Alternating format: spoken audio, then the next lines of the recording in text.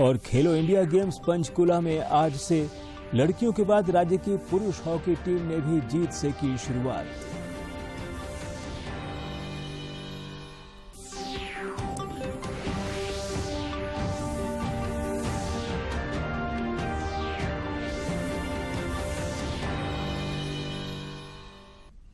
नमस्कार, खबरें झारखंड में आपका स्वागत है। मैं हूं ज्ञानेश्वर प्रसाद श्रीवास्तव और अब समाचार विस्तार से। उत्तर प्रदेश दौरे के आज दूसरे दिन राष्ट्रपति रामनाथ कोविंद कानपुर में merchant of chamber Uttar Pradesh के 90 वर्ष पूरे होने पर आयोजित समारोह में शामिल हुए। इस अवसर पर उन्होंने कहा कि देश की अर्थव्यवस्था और रोजगार सृजन के साथ साथ उद्योगों के विकेंद्रीकरण में माइक्रो, स्मॉल एवं मीडियम उद्योग महत्वपूर्ण भूमिका निभाते हैं। भारत सरकार ने आत्मनिर्भर भारत और मेक इन इंडिया अभियान के तहत एमएसएमई को बढ़ावा देने के लिए अनेक नीतिगत सुधार किए हैं। और मध्यम उद्योग हैं जो सरकार की इन पहलों का लाभ उठा सकते हैं। राज्यपाल महोदया आनंदीबेन पटेल जी के मार्गदर्शन में और मुख्यमंत्री योगी आदित्यनाथ जी के कुशल नेतृत्व में उत्तर प्रदेश सरकार राज्य में निवेश बढ़ाने, रोजगार सृजन और प्रदेश के सतत विकास के लिए अनेक कदम उठा रही है। कल ही हम सब लोग जानते हैं, लखनऊ में माननीय प्रधानमंत्री नरेंद्र मोदी जी ने तीसरे उत्तर प्रदेश इन्वेस्टर समिति का उद्घाटन किया, जिसमें कि जो न्यूज आई कि लगभग 80,000 करोड़ रुपए से अधिक की उसमें इन्वेस्टमेंट के प्रपोजल्स आए हैं। और खुशी की बात यह भी है कि उसमें लगभग 400 करोड़ से अधिक वो कानपुर के लिए जो है वो इन्वेस्टमेंट होना है। ये उत्तर प्रदेश सरकार द्वारा कोरोना महामारी के बाद आयोजित किए जाने वाला पहला इन्वेस्टर समिति है। मुझे पूरा विश्वास है कि इस समिति के जरिए राज्य में प्राप्त निवेश उत्तर प्रदेश को 1 ट्रिलियन अर्थव्यवस्था बनाने में अहम कदम साबित होगा। आप सबसे भी आशा है कि राज्य सरकार की योजनाओं का लाभ लेते हुए प्रदेश के विकास में अपना योगदान देंगे। केंद्रीय सूचना एवं प्रसारण मंत्री अनुराग ठाकुर ने कहा है कि केंद्र की भाजपा सरकार पिछले 8 वर्षों में उन उपलब्धियों को हासिल करने में समर्थ रही है जिन्हें पिछले कई दशकों के दौरान हासिल नहीं किया जा सका था।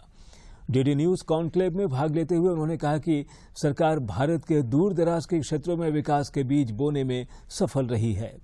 यह तथ्य ऐतिहासिक रूप से गरीबी रेखा के ऊपर लाए गए लोगों की भारी संख्या से स्पष्ट है, जो कि पिछले 8 वर्षों की अवधि में अपने आप में एक बड़ी उपलब्धि है।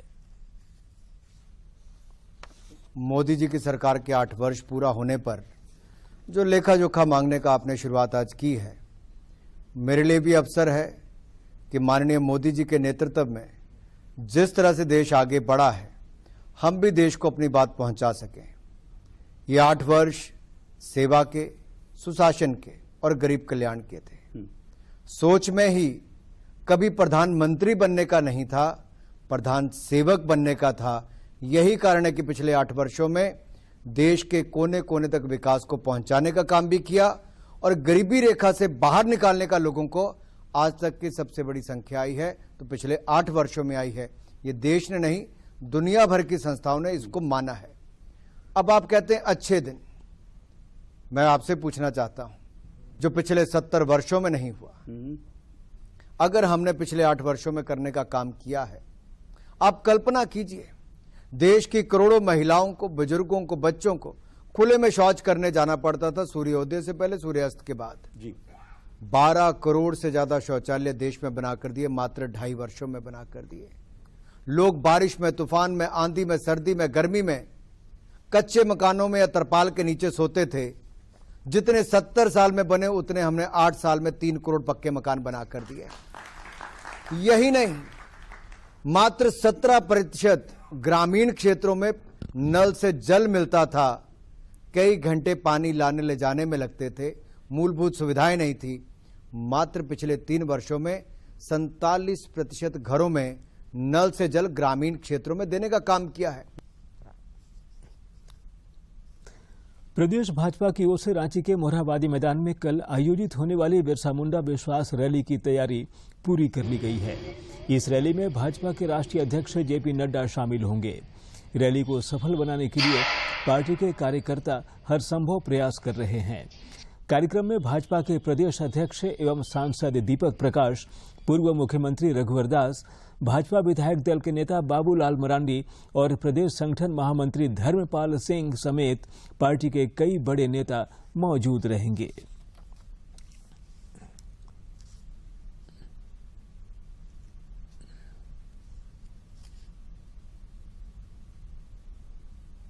कल होने वाली बिरसा मुंडा विश्वास रैली को लेकर भाजपा के प्रदेश अध्यक्ष एवं सांसद दीपक प्रकाश से बातचीत की हमारे समाचार संपादक दिवाकर कुमार ने। धरती आबा बिरसा मुंडा विश्वास रैली कल राजधानी रांची में होने जा रहा है और इसमें भारतीय जनता पार्टी के राष्ट्रीय अध्यक्ष जेपी नड्डा जी शामिल होंगे। हमारे साथ बातचीत करने के लिए भाजपा के प्रदेश अध्यक्ष दीपक प्रकाश जी हैं। सर, किस तरह से तैयारियों को अंतिम रूप दिया गया है? देखिए, हमारे लिए बड़ा गौरव का विषय है कि हम भगवान बिरसा मुंडा धरती आबा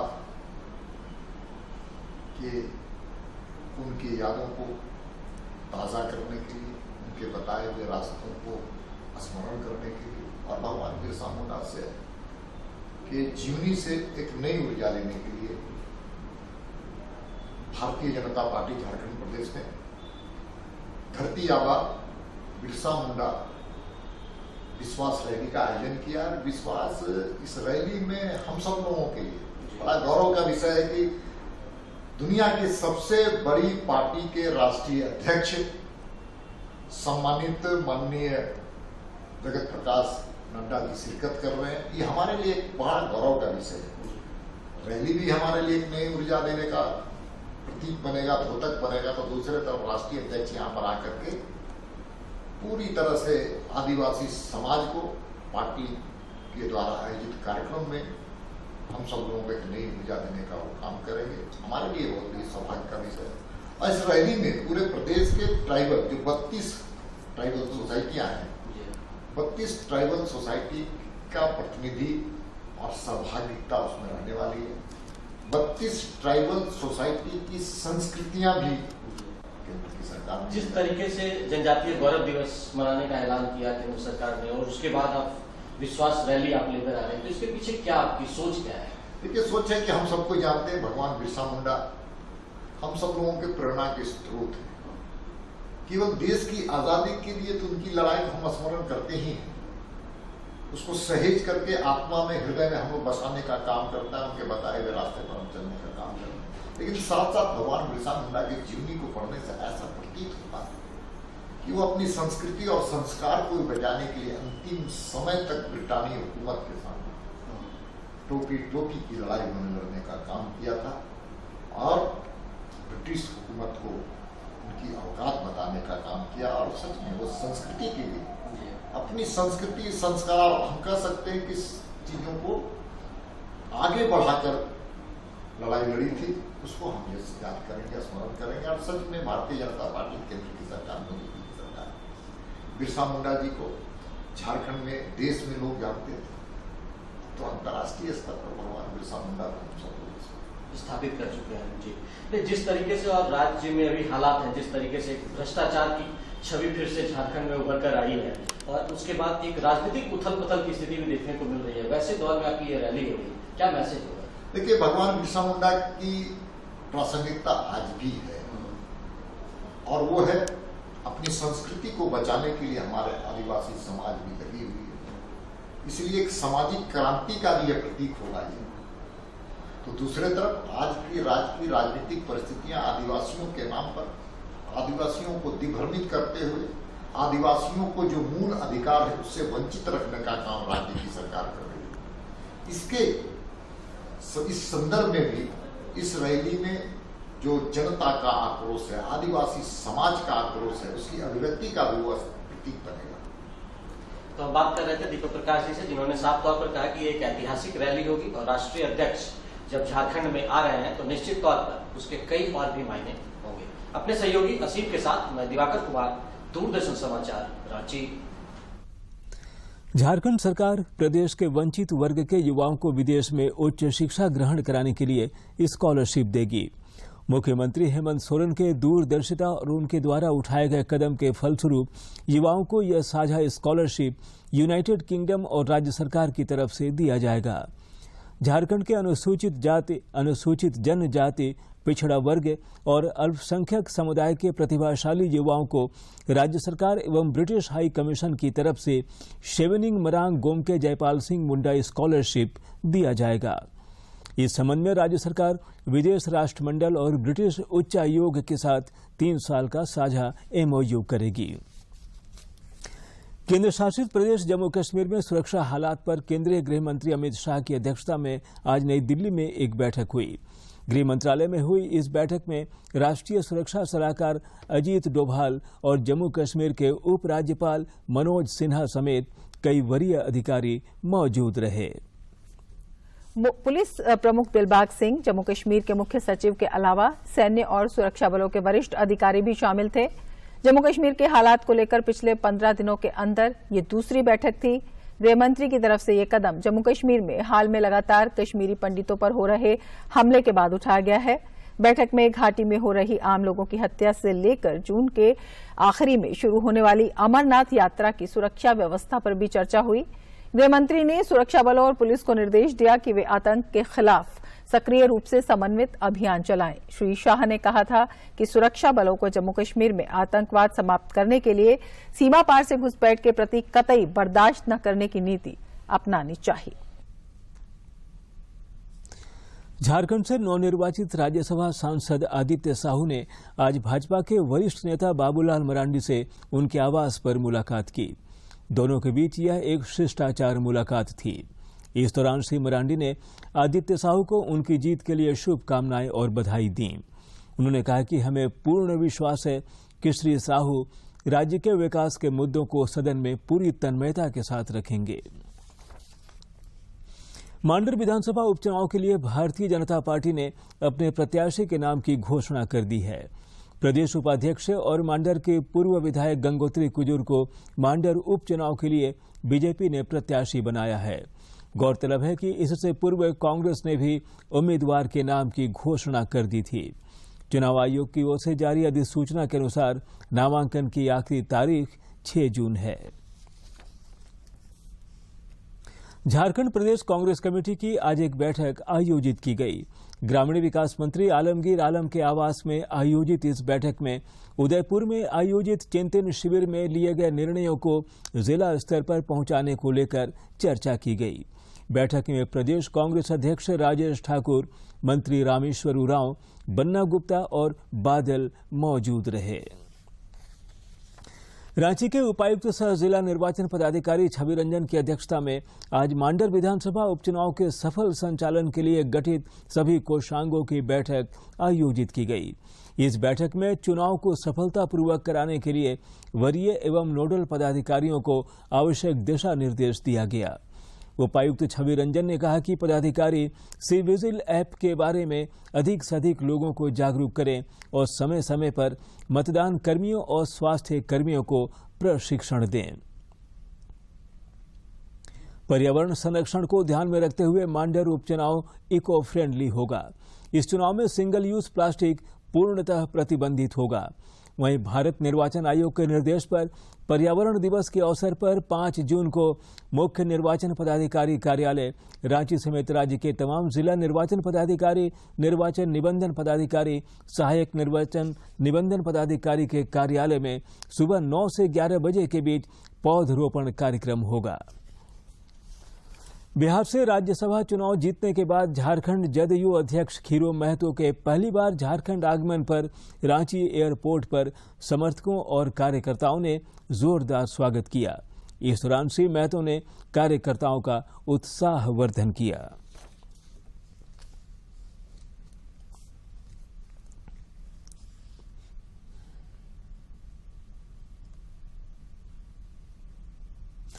रामगढ़ जिले के दुलमी प्रखंड के केजिया घाटी के पास भारतीय सेना की एक गाड़ी और 2 ट्रेलर दुर्घटनाग्रस्त हो गए। ट्रेलर के 2 चालकों को गंभीर रूप से चोट आई है, जबकि गाड़ी में सवार 15 जवान बाल बाल बच गए हैं।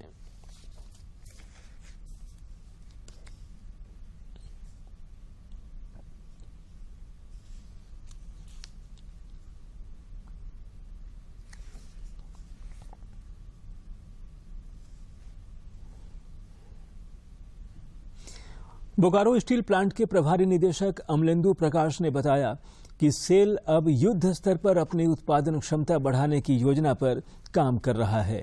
उन्होंने बताया कि वर्तमान में उत्पादन क्षमता 20 मिलियन टन है, जिसे 2030 तक 35 मिलियन टन करने का लक्ष्य रखा गया है। उन्होंने कहा कि इस्पात उत्पादन क्षेत्र में उच्च गुणवत्ता के कारण steel authority of India limited की अपनी एक अलग पहचान है। कोरोना काल में भी अन्य इस्पात उत्पादक कंपनियों की तुलना में इसने काफी मुनाफा कमाया है। मिलियन टन की है।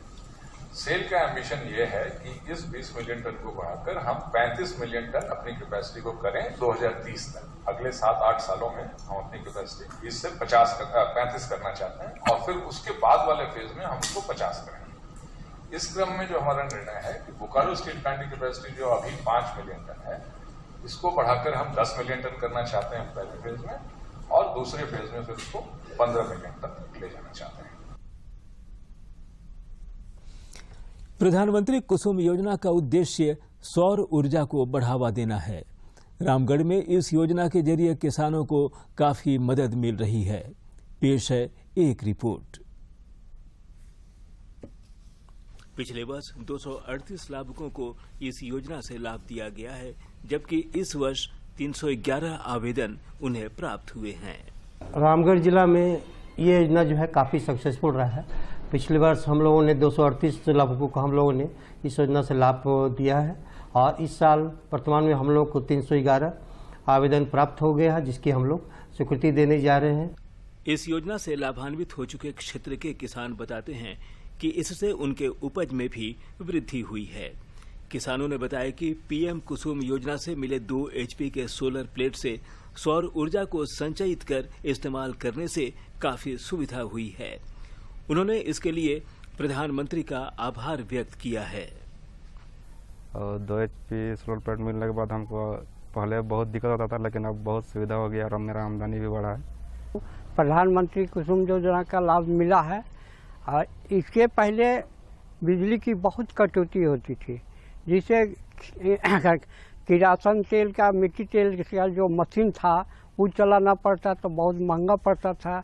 जब से ये मिला है ये हम लोग को सुविधाजनक है। प्रधानमंत्री कुसुम योजना तरफ से हमको लाभ मिला है, जो कि 2 HP का मोटर है और छोटा पैनल हमको मिला है, जो कि किसान करने में मतलब अच्छा मिल रहा है हम लोग को।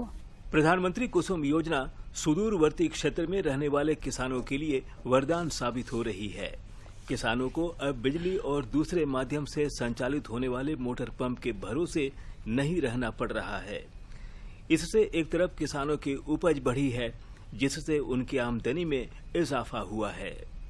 रामगढ़ से के तिवारी की रिपोर्ट। भारत सरकार के युवा मामले एवं खेल मंत्रालय की ओर से आयोजित खेलो इंडिया गेम्स हरियाणा के पंचकुला में आज से शुरू हो गया।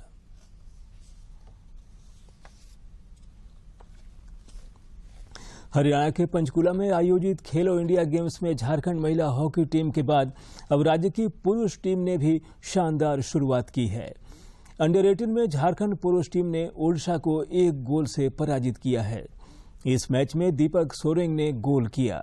अगला हॉकी मैच मणिपुर के साथ खेला जाएगा। और अब कुछ खबर राज्य के विभिन्न जिलों से।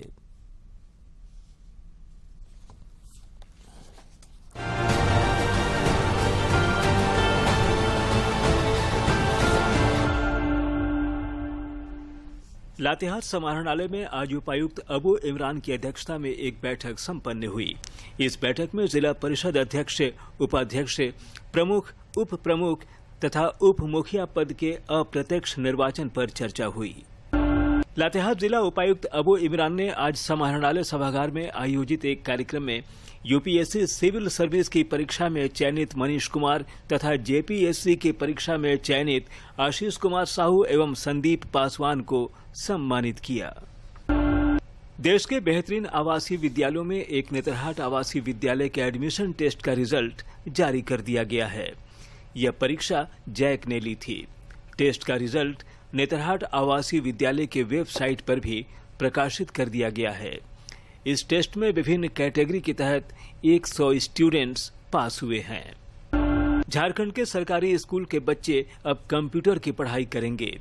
इसके लिए तैयारियां पूरी हो गई हैं। कंप्यूटर की पढ़ाई कराने की जिम्मेदारी निजी कंपनियों को दी गई है। ऐसी संभावना है कि चयनित स्कूलों में अगले महीने से पढ़ाई शुरू हो जाएगी। झारखंड के सरकारी स्कूल के स्टूडेंट्स के लिए शुरू किए गए सीएम मेरिट स्कॉलरशिप टेस्ट के एप्लीकेशन का आज अंतिम दिन है। यह परीक्षा झारखंड एकेडमिक काउंसिल जैक की ओर से ली जाएगी। जैक ने इस स्कॉलरशिप टेस्ट के एप्लीकेशन की तिथि को दूसरी बार बढ़ाया है। 4 जून एप्लीकेशन की अंतिम तारीख है। इससे पहले जैक ने 21 मई तक का डेट निर्धारित किया था। जमशेदपुर के परसुडी में एक महिला का शव बरामद किया गया है। शव को जमीन के अंदर दफनाया गया था। जानकारी मिलने के बाद पुलिस की टीम मौके पर पहुंची। शव को बाहर निकालकर पोस्टमार्टम के लिए भेज दिया गया है। माना जा रहा है कि महिला की हत्या कर लाश को जमीन में दफना दिया गया था। पलामू जिले के सोननगर गढ़वा रोड रेलखंड के जपला रेलवे स्टेशन पर मालगाड़ी की चपेट में आने से बिहार निवासी 45 वर्षीय संतोष शाह की मौत हो गई। इस संबंध में बताया गया कि जपला रेलवे स्टेशन के प्लेटफॉर्म नंबर 3 के सामने अपलाइन पार करने के दौरान यह घटना घटी। मृतक व्यक्ति बिहार के माली थाना अंतर्गत बरियावा गांव का रहने वाला था। हजारीबाग के रानीचुआ के तूरी टोला में पानी को लेकर शुरू हुए विवाद में एक महिला की हत्या कर दी गई। गौरतलब है कि सरकारी चापानल के पानी का इस्तेमाल करने को लेकर महिला को बुरी तरह पीटा गया था, जिससे उसकी मौत हो गई। गढ़वा जिले के सदर अस्पताल परिसर स्थित सिविल सर्जन कार्यालय के सभागार में एनीमिया मुक्त भारत के तहत 1 दिवसीय प्रशिक्षण का आयोजन किया गया। इसमें सभी चिकित्सा प्रभारी तथा विभिन्न प्रखंडों के प्रखंड शिक्षा प्रसार पदाधिकारियों ने भाग लिया।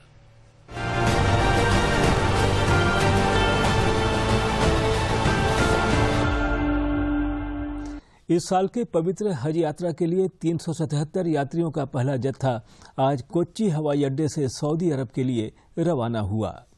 इस साल के पवित्र हज यात्रा के लिए यात्रियों का पहला जत्था आज कोच्चि अंतर्राष्ट्रीय हवाई अड्डे से सऊदी अरब के लिए रवाना हुआ। मदीना के लिए ये उड़ान 377 हज यात्रियों को लेकर रवाना हुई। हज यात्रियों को सऊदी अरब ले जाने वाली उड़ानों का सिलसिला 3 जुलाई तक चलेगा। रांची पुलिस ने आज 10 नाबालिग बच्चों के साथ 2 मानव तस्कर को गिरफ्तार किया है। ये सभी नाबालिग पलामू और लातेहार जिले के रहने वाले हैं। इन बच्चों को तस्करी कर विशाखापट्टनम ले जाया जा रहा था, जिसकी जानकारी मिलने के बाद ग्रामीणों ने नगड़ी थाने को इसकी सूचना दी। झारखंड समेत देश भर में कोरोना से जंग जारी है और लगातार कोरोना वीरों को इस खतरनाक वायरस पर विजय मिल रही है। देश में पिछले 24 घंटे के दौरान कोरोना के 3,962 नए संक्रमितों की पहचान की गई, जबकि इसी अवधि में 2,697 संक्रमित स्वस्थ भी हुए हैं। केंद्रीय स्वास्थ्य मंत्रालय के अनुसार देश में कोविड के 22,416 मामले सक्रिय हैं। इधर देश में कोरोना को शिकस्त देने में टीकाकरण अभियान भी बेहद कारगर सिद्ध हुआ है और अब तक 1,93,96,47,000 से अधिक कोविड रोधी टीके लगाए जा चुके हैं। झारखंड में मानसून के 8 से 12 जून के बीच प्रवेश करने की संभावना है। हालांकि रांची समेत कई जिलों में सुबह से उमस भरी गर्मी के बाद दोपहर बाद मौसम खुशनुमा हो गया। कई इलाकों में हल्की बारिश भी दर्ज की गई है। मौसम विज्ञान केंद्र के अनुसार अगले 3 से 4 दिनों तक ऐसी ही स्थिति बनी रहेगी। बंगाल की खाड़ी से लगातार आ रही नमी के कारण उमस ज्यादा है। और आइए अब देखते हैं स्वतंत्रता संग्राम में कितना खास है आज का दिन।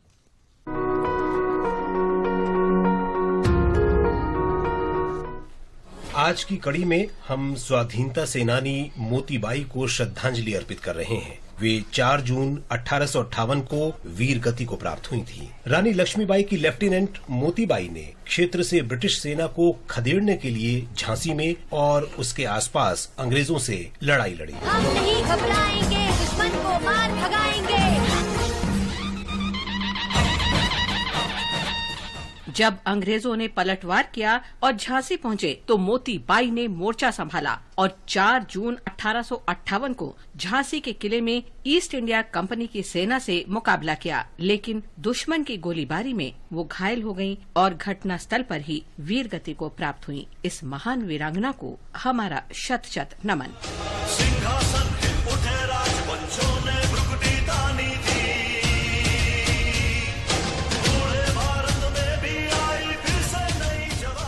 आज हम रानी लक्ष्मीबाई की सेना में घुड़सवार टुकड़ी के कमांडर खुदा बख्श को भी याद कर रहे हैं। उन्होंने भारत के प्रथम स्वतंत्रता संग्राम के दौरान अंग्रेजों से लड़ाई के लिए स्वतंत्रता सेनानियों को संगठित करने और निर्देशित करने में महत्वपूर्ण भूमिका निभाई थी। खुदा बख्श ने झांसी के किले में ब्रिटिश सेना के आक्रमण का पूरे उत्साह के साथ प्रतिकार किया। 4 जून 1858 को अंग्रेजी सेना के साथ युद्ध में वे वीर गति को प्राप्त हुए। भारत माँ के इस महान सपूत को हमारा नमन। हम राष्ट्रवादी अचंत लक्ष्मीपति को भी श्रद्धांजलि अर्पित कर रहे हैं। 4 जून 1962 को उनका निधन हुआ था। गांधीवादी स्वदेशी विचारधारा में उनका पक्का विश्वास था। लक्ष्मीपति ने आयुर्वेदिक दवाओं के उपयोग को प्रोत्साहन दिया। अलग आंध्र प्रदेश के गठन के समर्थक लक्ष्मीपति प्रसिद्ध संत रमण महर्षि के विचारों से अत्यधिक प्रभावित थे। लक्ष्मीपति का जन्म 3 मार्च 1880 को आंध्र प्रदेश के गोदावरी जिले में हुआ था। उन्होंने 1909 में मद्रास मेडिकल कॉलेज से मेडिकल में उपाधि ली। वे वेदों, पुराणों और आयुर्वेद के गहन अध्ययन के उपरांत आयुर्वेद से प्रेरित हुए। लक्ष्मीपति उस समय के प्रसिद्ध वैद्य रत्न पंडित गोपालाचार्य लू के शिष्य बन गए। उन्होंने पूरा जीवन आयुर्वेद को प्रोत्साहन देने के लिए समर्पित कर दिया। वे मद्रास आयुर्वेदिक कॉलेज और त्रिवेंद्रम आयुर्वेदिक कॉलेज के प्राचार्य रहे। प्रसिद्ध आरोग्य आश्रम और अवधि की आंध्र आयुर्वेदिक फार्मेसी की स्थापना का श्रेय भी लक्ष्मीपति को ही जाता है। ब्रिटिश शासन के दौरान आरोग्य आश्रम के निर्माण के लिए मद्रास सरकार ने इस शर्त पर वित्तीय सहायता स्वीकार की कि लक्ष्मीपति ब्रिटिश सरकार के प्रति निष्ठावान बने रहने का आश्वासन देंगे, लेकिन लक्ष्मीपति ने ऐसा आश्वासन देने से मना कर दिया और सरकार ने सहायता का प्रस्ताव वापस ले लिया। लक्ष्मीपति पश्चिमी शिक्षा प्रणाली को भारत के लिए हानिकारक मानते थे। लक्ष्मीपति को न केवल आयुर्वेदिक दवा के प्रभावी होने पर बल्कि आयुर्वेद की विचारधारा और उसकी आध्यात्मिकता पर भी पूरा विश्वास और भरोसा था। उन्होंने आयुर्वेद को सामान्य मनुष्यों तक पहुंचाने का प्रयास किया और अनेक पुस्तकें प्रकाशित की। उन्होंने आरोग्य यात्राओं, फिल्मों के प्रदर्शन, कठपुतली के खेल और आरोग्य गीत गाकर आयुर्वेद को लोकप्रिय बनाया। लक्ष्मीपति ने रोगों का उपचार। तो ये थे अब तक के समाचार, लेकिन जाने से पहले मुख्य समाचार एक बार फिर। भाजपा की धरती आबा बिरसा मुंडा विश्वास रैली कल, तैयारियां पूरी। पार्टी के राष्ट्रीय अध्यक्ष जेपी नड्डा होंगे शामिल। पार्टी कार्यालय का भी करेंगे उद्घाटन।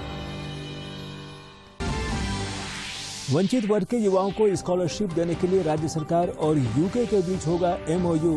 एससी, एसटी, पिछड़ा और अल्पसंख्यक वर्ग के युवाओं को अवसर। मांडर विधानसभा उपचुनाव के लिए भारतीय जनता पार्टी ने पूर्व विधायक गंगोत्री कुजूर को उतारा मैदान में। चुनाव को इको फ्रेंडली बनाएगा निर्वाचन विभाग। और खेलो इंडिया गेम्स पंचकुला में आज से लड़कियों के बाद राज्य की पुरुष हॉकी टीम ने भी जीत से की शुरुआत।